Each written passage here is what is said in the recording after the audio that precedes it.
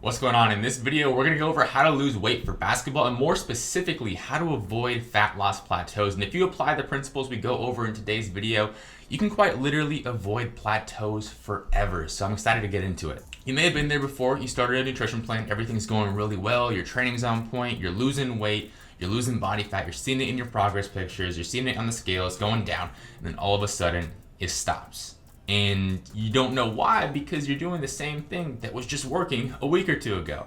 Why would you need to change anything? Like, as always, if it's not broken, don't fix it. But for whatever reason, it's just not working. You're not seeing the type of progress you want to see. You're still working just as hard in the gym. Everything seems to be on point. You're following your nutrition plan, or at least you think you are. Yet you're not seeing the results you want to see. First things first, before we get into any of the plateau breaking methods in today's video, you have to be tracking metrics. I have another video on the channel about this. And if you're not doing this, you're not tracking all the metrics you need to actually assess whether or not your plan is working, these methods aren't really going to work because you're just going to be guessing at that point. And when it comes to making adjustments to your nutrition plan, the last place you want to be is guessing. You want to make sure every decision you make to change something or to not change something is based on data. So metrics are extremely important. Now, moving into the first thing to consider when breaking plateaus is, are you actually sticking to the plan? You have no idea how often I see players come to me saying, I can't see results. I can't lose fat. This goes the same way in building muscle too, but specifically for this video, we're talking about weight loss. Like, dude, I'm not seeing progress. I'm not losing weight. My progress pictures aren't changing. I don't know what's going on. And I ask them, are you sticking to your plan? Like, oh yeah, bro, I'm sticking to my plan. Everything's going fine. I look at their MyFitnessPal or their food pictures, whatever route of tracking they're going, and they're really not sticking to their plan that effectively. It's a bit easier to distinguish this if you actually are tracking on MyFitnessPal, which I have many of my athletes do. And you can look because you have set protein, carb, and fat targets and calorie targets. And if your protein target is 200 grams, yet every day you're hitting 160 or like 130, you're not really sticking to your plan. If your calorie target is 3,000 to be in a deficit, it sounds like a lot to be in a deficit, but you'd be surprised. As a basketball player, you burn a lot of calories. So that's a topic for a different time though. But let's say your goal to be in a deficit is 3,000 calories. Yet we look at your MyFitnessPal and you're actually eating 3,300 calories or 3,500 calories or 3,700 calories. You get the point. You're not actually sticking to your plan. So you really haven't hit a plateau at that point. You just haven't been sticking to your plan, actually. So that's the first place I would start. And I would look at, first of all, are you meeting your calorie needs? So you're actually in a calorie deficit. And secondly, are you meeting your macronutrient needs? Are you eating enough protein, the right amount of carbs, the right amount of fat? If those things aren't on point, you can't be surprised that your plan isn't working because you're not actually sticking to your plan. So the course of action there is, let's get back to it. Let's get some consistency there. And when it comes to your macros, you want to be within plus or minus 5 grams on a daily basis if you're trying to lose body fat. For example, if your goal is 200 grams of protein, you want to be within 195 grams to 205 grams. If you're in that spot, that's a perfect day. You could be a little more flexible with it if you want. I like to extend that out to 10 grams if you're a newer tracker, if you're newer on your nutrition plan. But if you're off by something like 50 grams every day, you're not actually sticking to your plan. You could think you are all you want, but looking at the numbers, and this is why tracking data is so important, you're just not. So then you got to look at, okay, why am I not sticking to my plan? It's one thing to say, okay, I'm not sticking to my numbers. I need to hit my numbers. And sometimes that's all you need to know. You just need to actually just go and do it. But for a lot of people, there's a reason why you're not hitting your numbers. Is it your schedule's too busy, so you're not meal prepping, so then you don't have the food available, so then you're not hitting your numbers? Is it because you don't like the food you're eating, so you end up going and eating fast food or whatever? There's usually always some underlying reason that you're not hitting your numbers. Maybe you just didn't know, and that's the easiest one to fix because now you know and you can actually take action to fix it. But usually there's something else besides that that's actually keeping you from hitting your numbers on a daily basis and actually sticking to your plan on a daily basis. So it's impossible for me to specifically tell you what that is, but look at your situation. If you're stuck right now, why are you not hitting your numbers? Why are you not sticking to your plan? Once you figure that out and correct that, you can stick to your numbers and you'll likely start seeing results in your progress going in the right direction. Secondly, have you been actually following your plan for a long enough time? A lot of times people will follow their macros or follow their meal structure, whatever route they choose to go, for a week and then complain they're not seeing progress and think they're stuck at a plateau. you got to stick to it for longer than a couple days, a week, even 2 weeks. Usually when looking at it, if we're stuck at a plateau and figuring out if we're actually stuck at a plateau, I like to give it at least 2 weeks, if not 3 weeks, if not a little bit longer. I know waiting an entire month to see if you're at a plateau or not, it doesn't sound like the most exciting thing in the world, but that's just the reality of it. If you start making adjustments left and right based on the progress or lack of progress you're seeing or not seeing over the course of a couple of days, you're just going to end up in a situation where you have no idea what's going on, and you're just going to be frustrated because you're not going to see that type of progress in 2 days. Give it some time.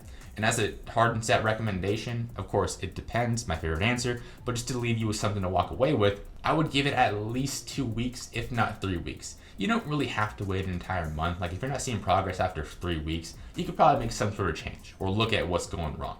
But give it at least that long to see if your plan is actually working.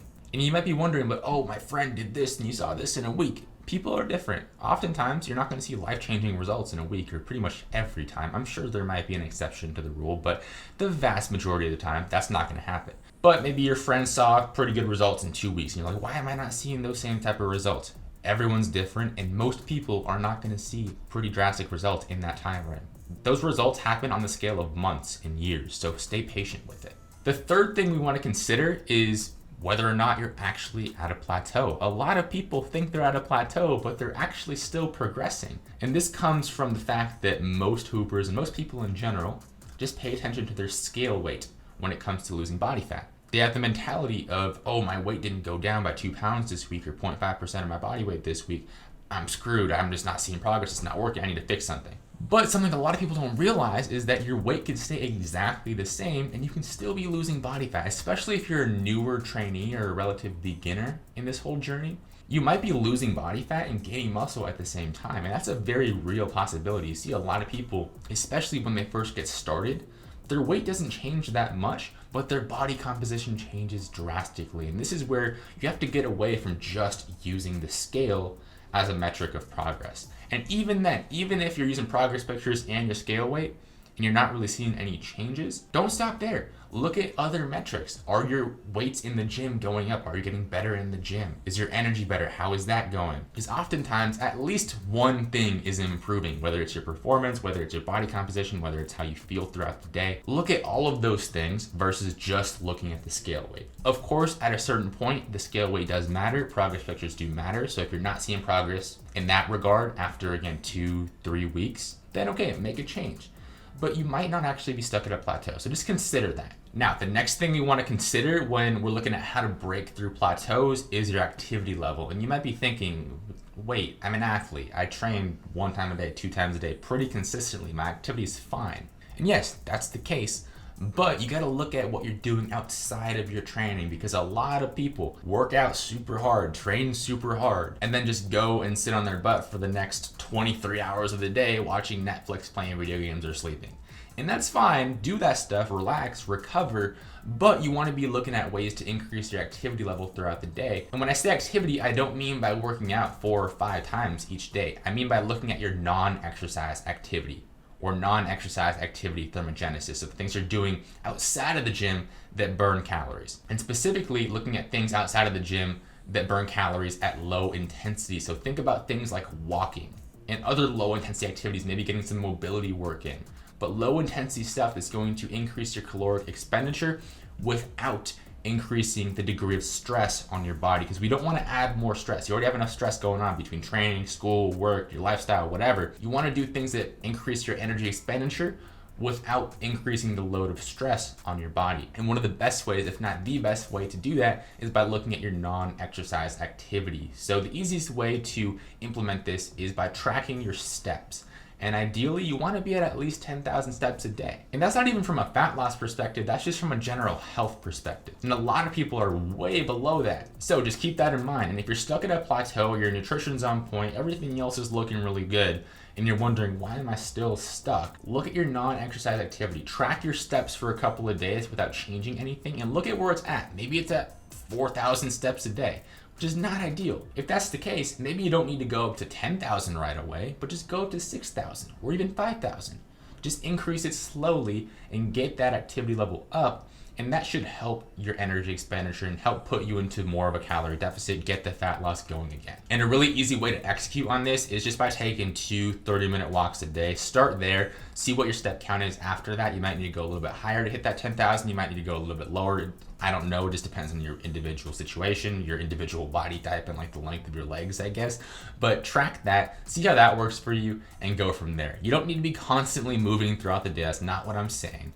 But just make sure you break up the sitting on the couch and not doing anything between workouts with a little bit of low intensity activity. All right, moving on to the fifth thing we want to consider, and this is arguably one of the most important, if not the most important, and it's your sleep. This is a extremely underrated facet of your fat loss, and a lot of people suck at this, and this is oftentimes a reason for your plateaus. And there's a number of ways that sleep is involved in the fat loss process, one of which is a lack of sleep actually leads to an increase in cravings, and typically an increase in cravings for sugary and carbohydrate-rich foods, which if eating a lot of those or overeating them, carbohydrates are not bad, remember you need them, but if you're overeating anything, you're gonna go into that calorie surplus and not end up losing weight or losing body fat specifically. Sleep's also gonna affect your recovery between workouts, so you might not be able to get the most out of each and every workout, therefore decreasing your caloric expenditure, decreasing the ability to stimulate muscle protein synthesis, and maybe affecting muscle loss during that fat loss phase. So take that into consideration when looking at your fat loss journey. Are you actually getting enough sleep? Are you getting your 7 to 9 hours of sleep per night? 7 is like the bare minimum. 6 is like the bottom of the barrel. Like if you're getting less than 6, you're kind of screwed. So at least bare minimum 6, ideally 7 to 9 hours of sleep per night. And are you getting good quality sleep? So it's not enough to be in bed for a certain amount of time. You got to make sure you're getting the most out of that time in bed. And I have a couple of videos on the channel to help you do that, so I'm not going to dive too deep into that here, but you can check those videos out if you want. But long story short, sleep matters a lot. So please do not overlook it. And if you're doing everything right, but it's just not working and you don't feel that great, look at your sleep. Odds are it's not perfect, so you have some room to dial that in. And the sixth thing we want to consider, and as you can see, it's quite a long list because there are a lot of things to consider when looking at, are you actually at a plateau? And how do you break that? So the sixth thing to consider when looking at breaking weight loss and fat loss plateaus is your stress levels. And stress is also one of those things that flies under the radar when looking at your fat loss, because most people don't really relate it back to food. But if you think about it, what usually happens when you're stressed out? You usually go to some sort of food. This isn't the case for everyone, but a lot of people go to some sort of food to kind of comfort themselves, and it serves as sort of comfort food. That's where that comes from. So take that into consideration and look at, okay, what is my life stress like? Is that leading me to deviate from my nutrition plan? If it is, how can I fix that? Also, at a physiological level, an excess in stress can actually lead to a decrease in your metabolic rate. It's not going to drop it through the floor, so if you're a little stressed out, you're not screwed, but it's also something to consider. And just like sleep, you're not going to recover effectively between your workouts, and you might not be getting the most energy expenditure out of those workouts, and that might impact your ability to go into a calorie deficit. So all things to take into consideration. And not to mention, when we're looking at strictly weight loss, an excess in stress can lead to an excess in water retention. So you might not be putting on extra fat or struggling to lose body fat, but you might just be holding on to more water, causing you to feel bloated and like you're not really seeing progress. So usually if you're feeling that way, if you're super stressed out, you're overtrained, you have a lot going on, take a couple days and just chill out, and you'd be surprised. You'll probably see, even though you're not training as hard technically, you might see that scale weight go down. You'll probably feel better, and you'll be able to get back into it in a much better place. And before we get into actually how to break the plateau in terms of your nutrition, like what macro and calorie adjustments to make, if you're enjoying this video so far, be sure to drop a like. And if you enjoy my content, be sure to hit that subscribe button and turn on the notification bell so you don't miss whenever I post a video. So if you're doing all these things right and you're going through like, my nutrition plan is on point, I'm sticking to my macros and my calories, my training is on point, my non-exercise activity is on point, my stress is fine, my sleep is fine, everything is kind of where it should be, but you're still legitimately not seeing progress after 2 to 3 weeks, like any progress after 2 to 3 weeks, then it might be time to actually make an adjustment. And we can do that knowing that everything else is kind of on point. So the only thing left to consider is, what are my calories? What are my macros? Do I need to change them? So what I would do if you're in this situation is simply take your calories and decrease them by 5%. It's not a massive change, but once you're out of that initial maintenance zone, you don't need to make these drastic changes to elicit results. So what I would do is decrease your calories by 5%. And I would do that ideally through fat, because we want to save as many carbohydrates as possible to fuel your activity as a basketball player. So I would decrease those calories through fat, given that you're still above a healthy baseline of fat intakes. So if you're at 0.3 grams per pound of body weight in your fat intake, I would not go lower than that. But if you're above that threshold, it's okay to decrease your calories through fat. If you're already at that point, do not go lower than that. That's going to be unhealthy. I would decrease the calories through carbohydrates. Or what you could do is decrease through a combination of both, and that's totally fine. That's more where it's up to individual preference. You're not going to make or break anything by choosing to decrease between carbs and fats in this situation. But that is what I would recommend you do if you're legitimately stuck at a plateau. So my question going away from this video for you is, are you in a fat loss phase right now? How is it going? Have you experienced this sort of plateau? What method or what aspect that we talked about today applies most for you? Let me know in the comments down below.